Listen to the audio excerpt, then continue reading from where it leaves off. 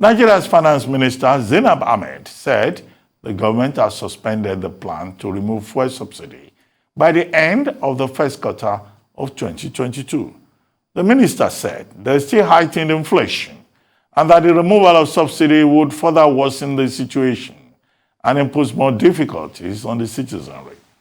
She stated this at a meeting with the President of the Senate, Senator Ahmad Lawan, at the National Assembly in Abuja. Stating the fact that,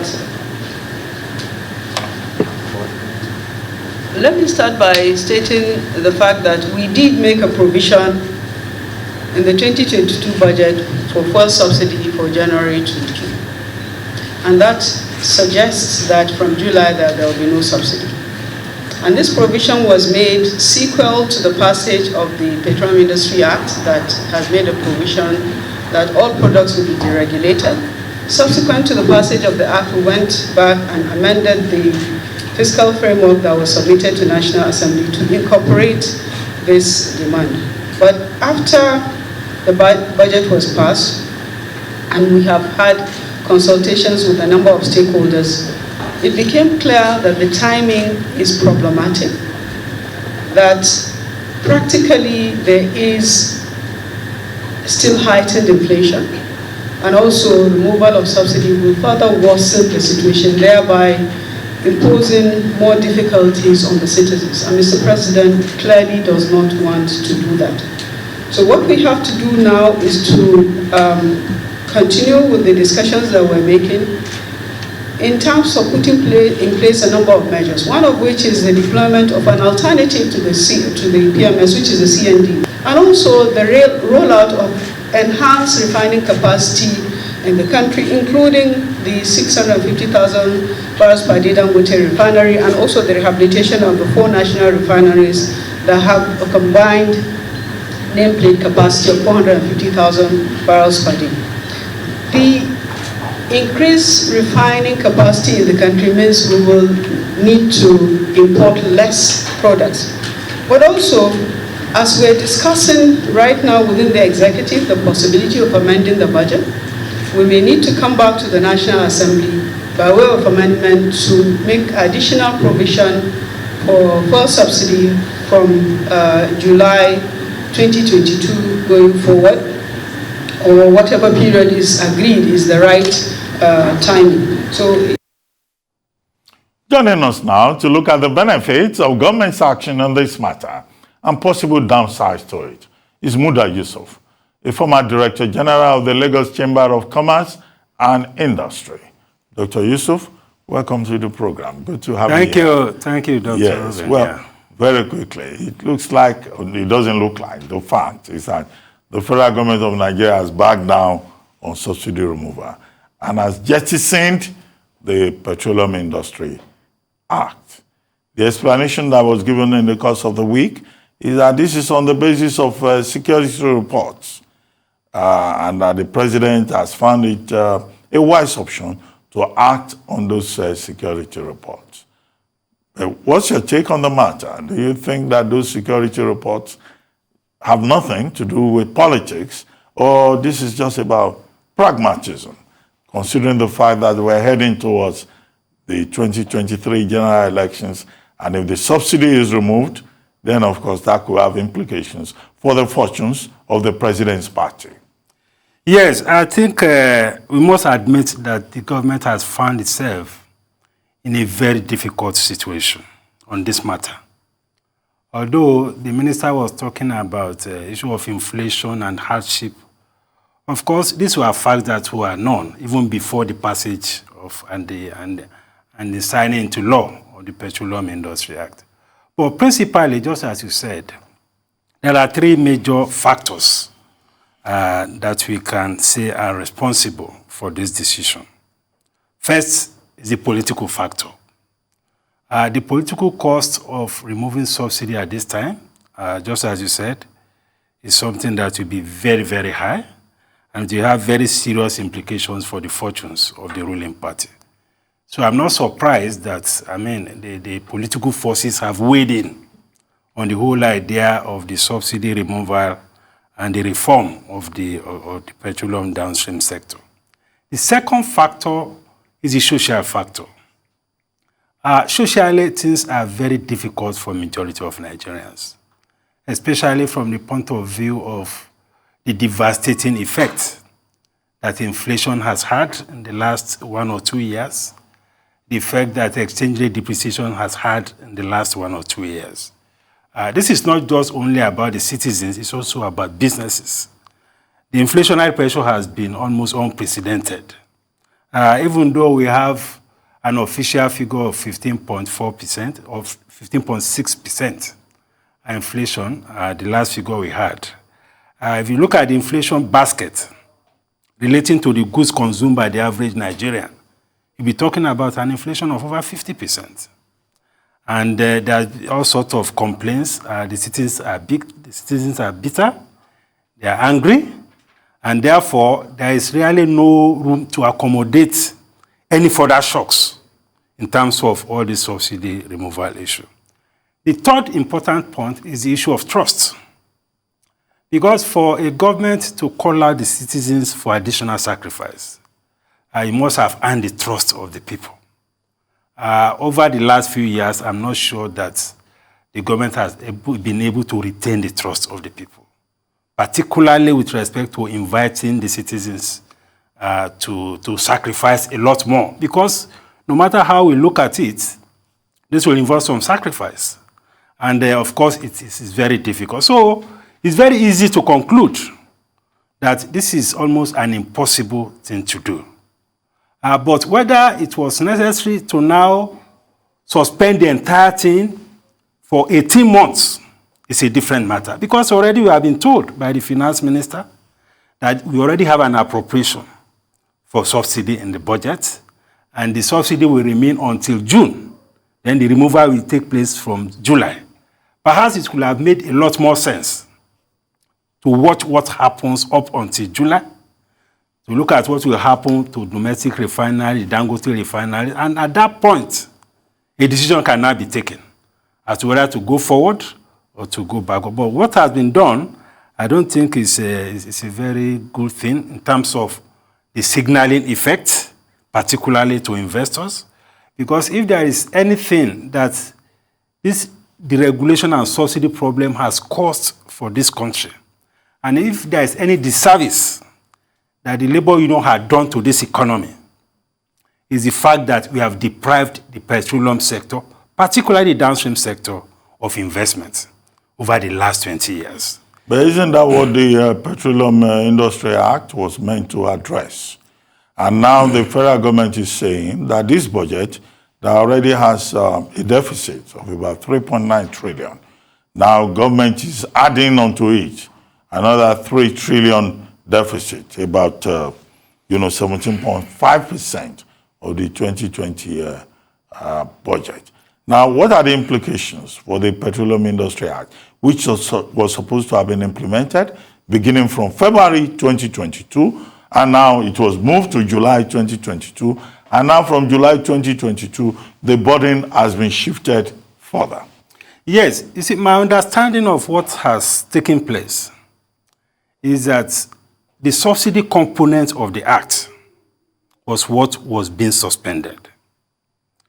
So the amendment as you go to the National Assembly will be to the effect that the subsidy component, the removal of subsidy component of the act will be suspended till the next 18 months, while the other components of the act will continue to go ahead. That is my understanding. So what has happened is not an entirely, a reversal of the entire act. It's an amendment as far as the subsidy component of the act is concerned. But having said that, this has created a major credibility problem for the entire Petroleum Industry Act. Because the whole idea of the act, apart from removing subsidy, is to be able to instill a lot more confidence in investors, to be able to attract a lot more capital into the oil and gas sector.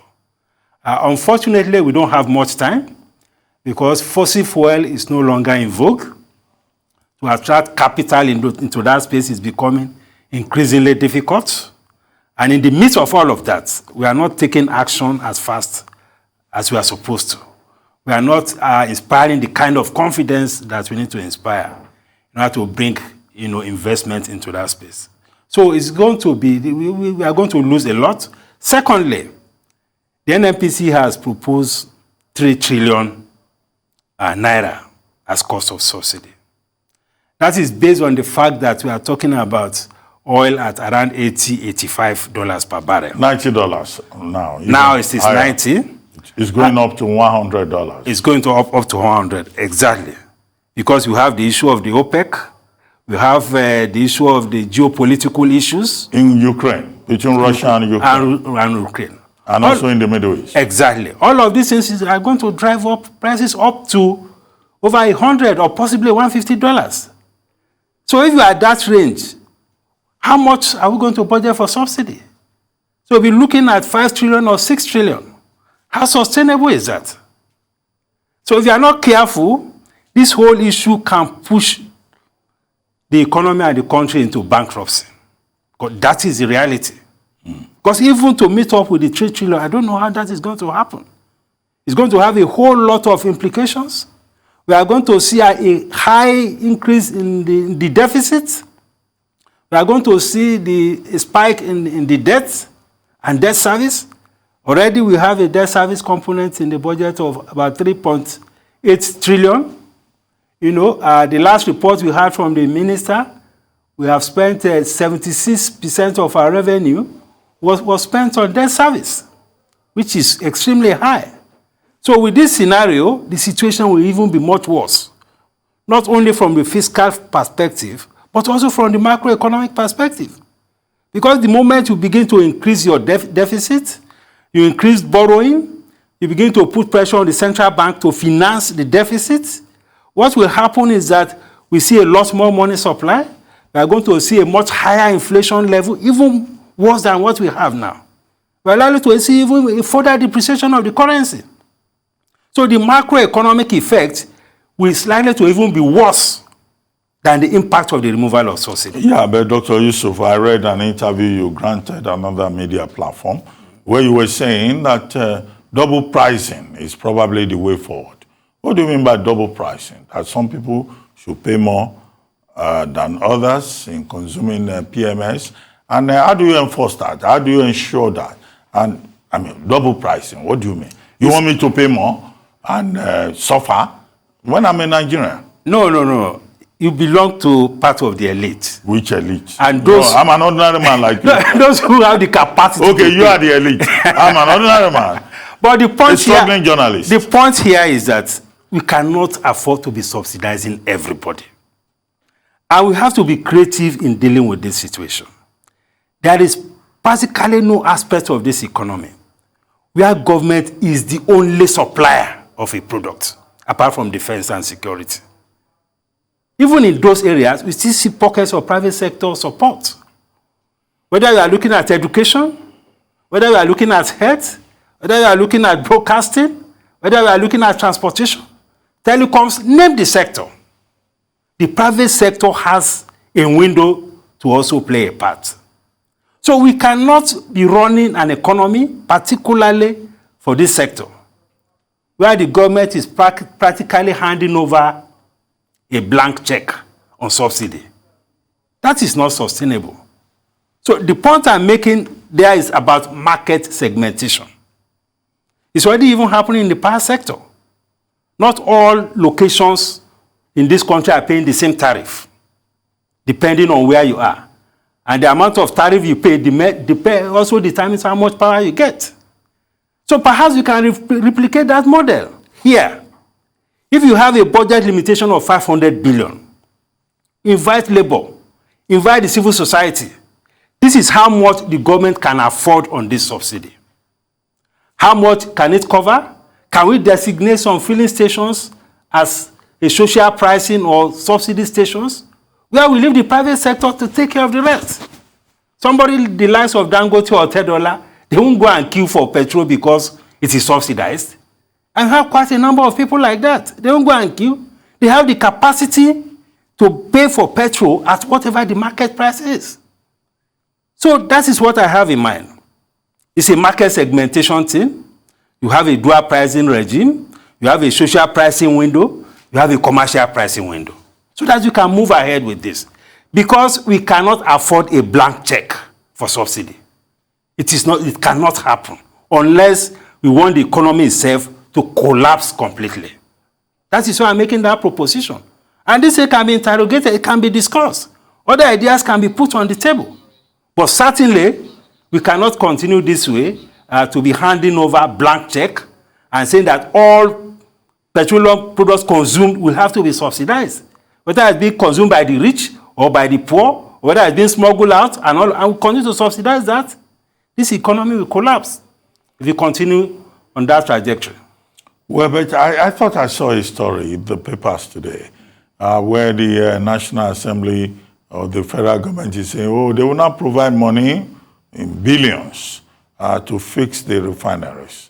And some people have also brought up the argument that, well, fuel subsidy would disappear naturally anyway once the Dangote refinery comes on stream with 650,000 barrels per day.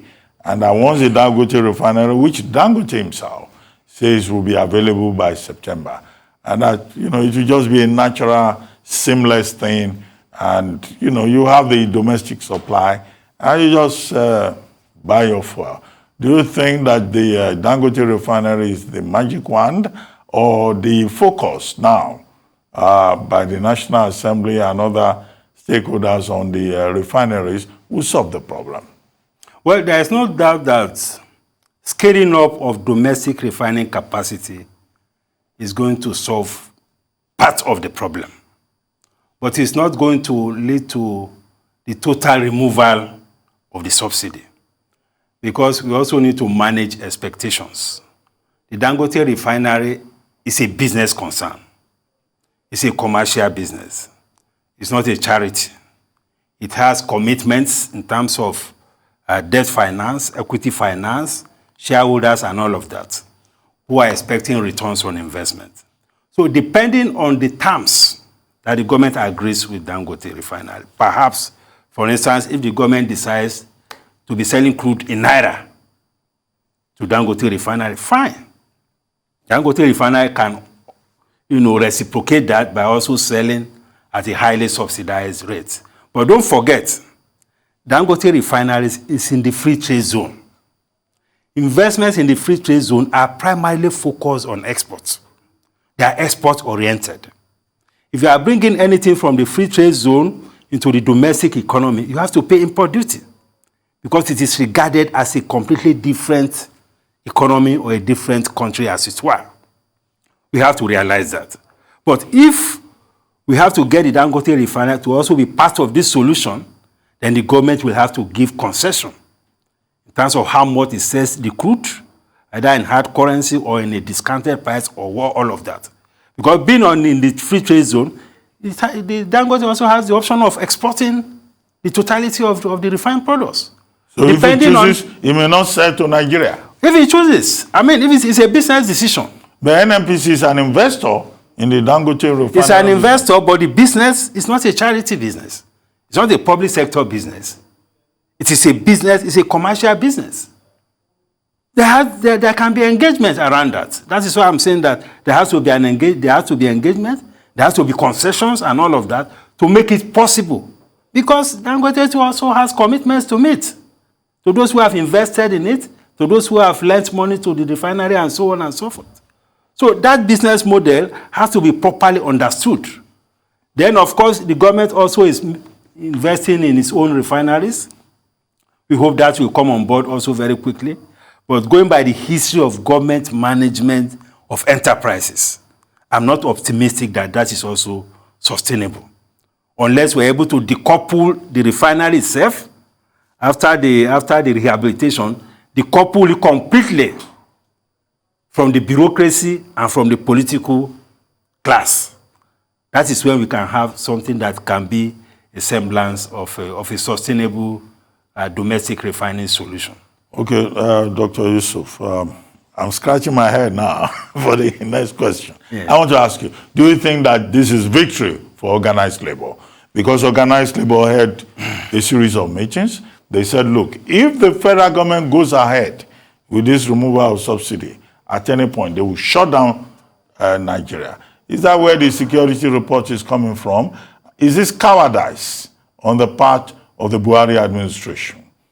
The same Buhari administration that came into power criticizing the Jonathan administration over this same issue of removal of subsidy or deregulation of the downstream sector, as it is otherwise called. Well, you know, even from the beginning of all of this conversation, the body language of the president, and not just the body language, even his utterances, did not quite support the whole idea of subsidy removal. So I'm not surprised that we find ourselves here in this situation. But talking about labor, of course, depending on how we look at it, it is victory for labor, because labor is on the populist side of this entire conversation. They have come to the table with a lot of ideological arguments as to the fact that the state has a responsibility to provide this fuel. They have not reckoned with the very serious economic and investment implications of sustaining this kind of policy regime. So it's a victory, but I must say that this is kicking the can down the road. And the longer we kick it down the road, the more costly it is for the economy and for the people. We have been on this whole strike and things since the days of Oshomole. Imagine if at that time, even though at that time people are also applauding Oshomole, and that has led to total blockade of investment into the downstream sector. If you had deregulated at that time, by now we will have attracted close to $50 billion of investment. Something even much more than we're experiencing in the telecom sector.